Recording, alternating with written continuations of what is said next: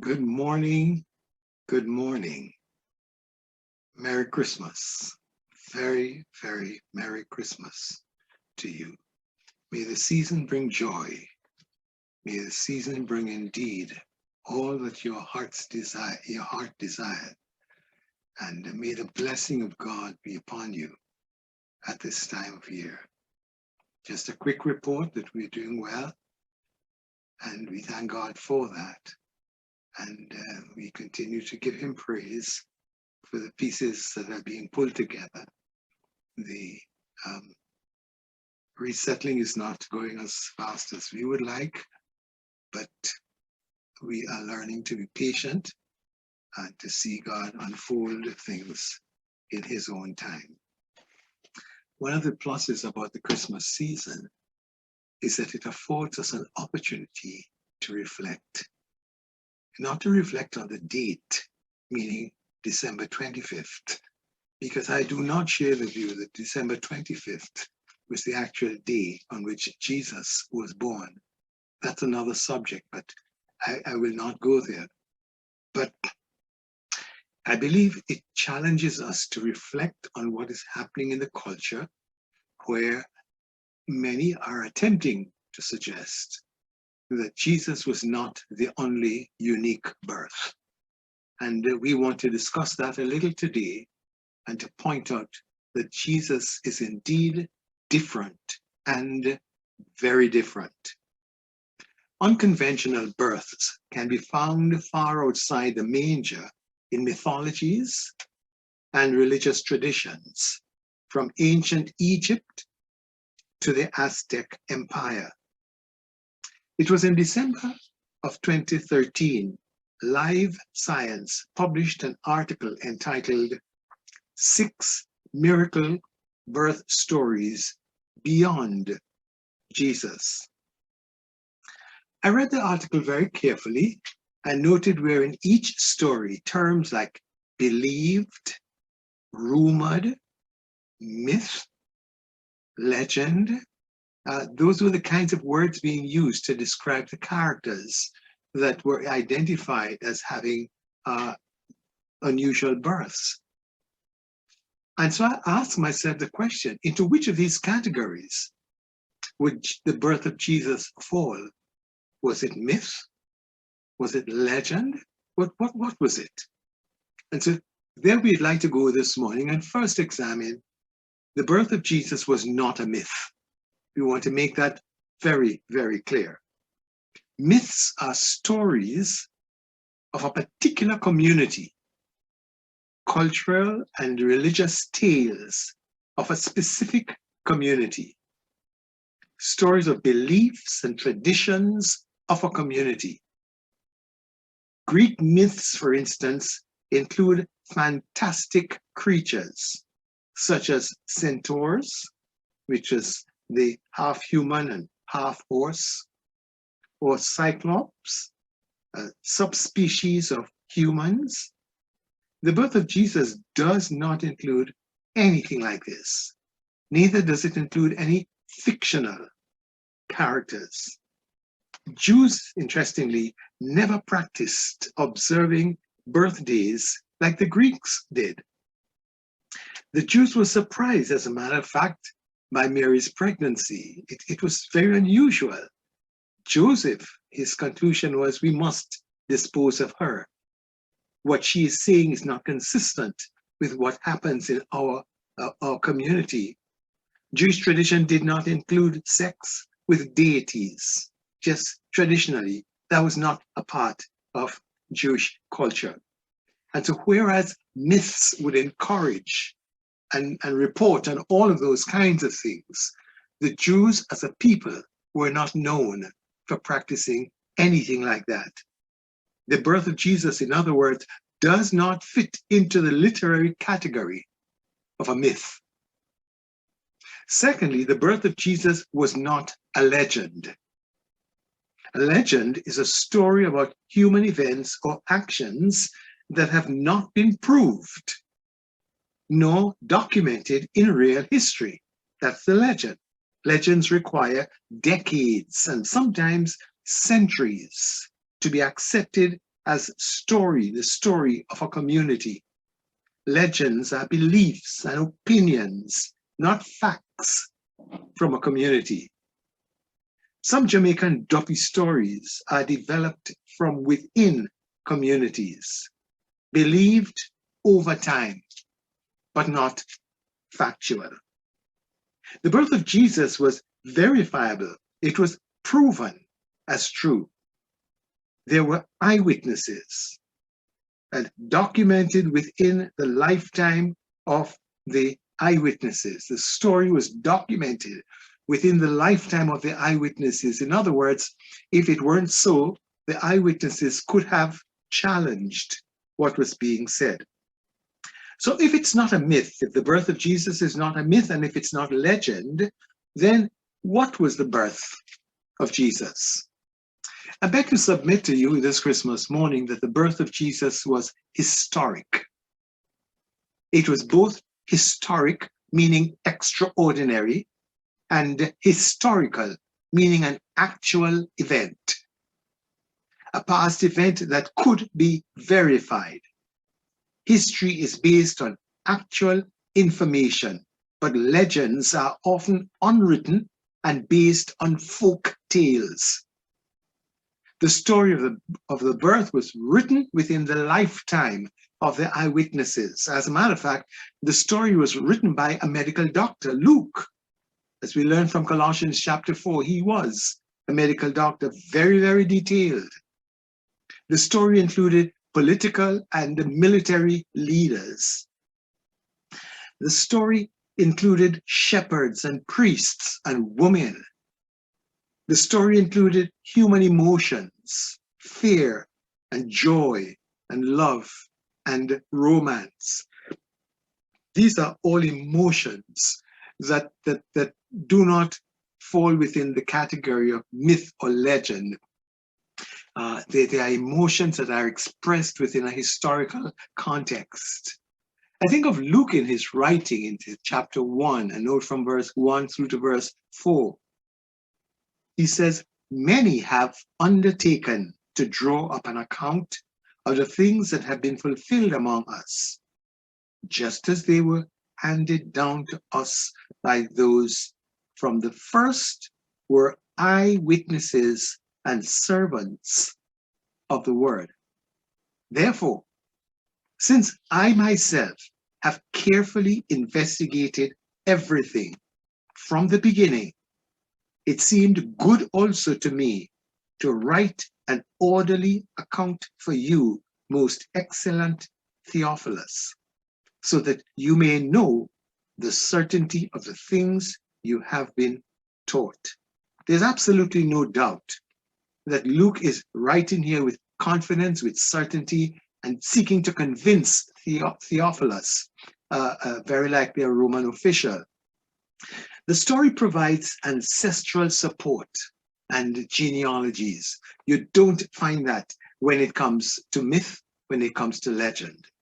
Ancestral support confirms family identity and lineage. Mythology and legend do not require factual veracity. History requires proof or evidence of artifacts. Interestingly, right after the New Testament period is what we call the patristic period. And so it's interesting to look at patristic literature and to see right after the New Testament period, within the 2nd century, what did the writers say? Did they speak favorably about the birth of Jesus? Or was it just talked about by Matthew and by Luke? And I'm pleased to report that 2nd century literature contains information about the birth of Jesus. And this literature would be based on information they would have gathered from others, just like Luke gathered from others. History reports on what actually happened. Unlike any other birth, Jesus's was more than historical. Now, the first thing we try to establish is that it was not a myth. The next thing we established is that it was not a legend. And now we contend that the birth of Jesus was historic. But that is not even enough. Unlike any other birth, Jesus was more than historical. The last point I want to make is that the birth of Jesus was prophetic. No other claim of a miraculous birth was predicted or prophesied. Claims of miracle always followed the birth. Claims were made by followers to sort of big up the person and see him in a dominant role. The birth of Jesus was predicted and recorded before his birth. Some 700 years before the birth of Jesus, the prophet Isaiah made this prediction of the coming Messiah. In Isaiah 7 and verse 14, he says, "Therefore the Lord himself will give you a sign. The virgin will be with child and will give birth to a son, and will call him Emmanuel." Matthew in his gospel was convinced that Isaiah was referring to the birth of Jesus. King Herod, not a Jew, relied on prophetic records to determine whether where the Messiah would be born. I find that most interesting. And so when I look at Jesus, I see where his gender was predicted. His place of birth was predicted. His mother's virginity was predicted. His family line was predicted. His name was predicted. His mission as Savior was predicted. In Matthew 21:21, we read, "She will give birth to a son." This is the angel speaking to Joseph. "She will give birth to a son, and you are to give him the name Jesus, because he will save his people from their sins." Wise men took gifts of gold and frankincense and myrrh. Gold, symbolic of royalty. Frankincense, symbolic of priestly worship. And myrrh, symbolic of perfume and embalming. What does embalming have to do with the birth of a child? And I think what is beginning to happen here is that Matthew's making it clear that the wise men, as they are led to the scene to bring gifts, they are bringing gifts that begin to speak volumes prophetically about Jesus. You take, for instance, in John 19, now we're dealing with the crucifixion of Jesus. Joseph of Arimathea was accompanied by Nicodemus, the man who earlier had visited Jesus at night. Nicodemus brought a mixture of myrrh and aloes. At the birth of Jesus and at the crucifixion of Jesus, myrrh was used, and both were predictive. In Luke chapter 2, here is Simeon, the priest, and the comments he's going to make at the dedication of the child. "Then Simeon blessed them and said to Mary, his mother, 'This child is destined to cause the fall and the rise of many in Israel, and to be a sign that will be spoken against, so that the thoughts of many hearts will be revealed, and a sword will pierce your own soul also.'" What is Simeon talking about? He's speaking predictively that this child that brings you joy today will also evoke another emotion, but not joy. When he's pierced, you will be saddened. Jesus was not only predicted to be born, he was predicted to die. You see, because he was born to save, he had to die. Let's say that again. Because Jesus was born to save, he had to die. The angel announced this in giving him the name Jesus, or Savior. Wise men confirmed this with their gift of myrrh at his birth. Simeon verified this by consoling his mother at his birth. Jesus came to save, and his death was the price he paid. Because he was born to save, he had to die. The Apostle Paul puts it this way in his letter to the Corinthians, in chapter 15 and verse 3 and verse 4. For what I received, I passed on to you as of first importance, that Christ died for our sins, according to the scriptures. And so the birth of Jesus is not just a fictitious, nice story of a unique birth. It is the introduction of a unique life. And so even at the birth, his death is already spoken about. The death of Jesus was necessary for the forgiveness of sin. Had Joseph stoned Mary to death, Jesus would have died in the womb. Had Herod the Great found Jesus, he would have died as a child. Had Jesus not escaped angry crowds, he would have been killed by them. Had Jesus called 10,000 angels, his life could have been spared, but that was not the purpose for his coming. Why didn't he call the angels then? The timing of his death was planned. The purpose of his death was planned. The timing and purpose of his birth, that too was planned. And the words we find in Galatians chapter 4 are very clear. But when that set time had fully come, God sent his son, born of a woman. God's plan of sending Jesus included you, and it included me. In Romans 10, it's put this way, that if you confess with your mouth Jesus is Lord, and believe in your heart that God raised him from the dead, you will be saved.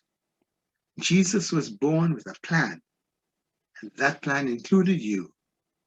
That plan included me.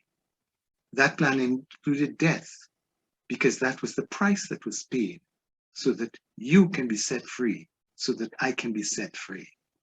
On this Christmas day, then it's appropriate to ask the question, have you found the freedom in Jesus? Have you appropriated his plan to your life? His purpose for coming, have you experienced that? He has come that we might have life and have it more abundantly. Have you experienced that? If you haven't, I suggest today, Christmas Day, is the day to do it. If you're in the chapel, you can indicate this at the end of the service. If you are online, simply go to the chat area and indicate, please help me. I want Jesus. And someone will respond to your request. That's my Christmas message. It's a clear, simple message. The birth of Jesus was not myth. The birth of Jesus was not legend. The birth of Jesus was historical. And the birth of Jesus was prophetic. It was predicted. That cannot be said of any person in the history of our world. Jesus was unique. He was not just different. He was unique. And he died so that I might find life, so that you might find life. And today is your day to make that decision for him. God bless you.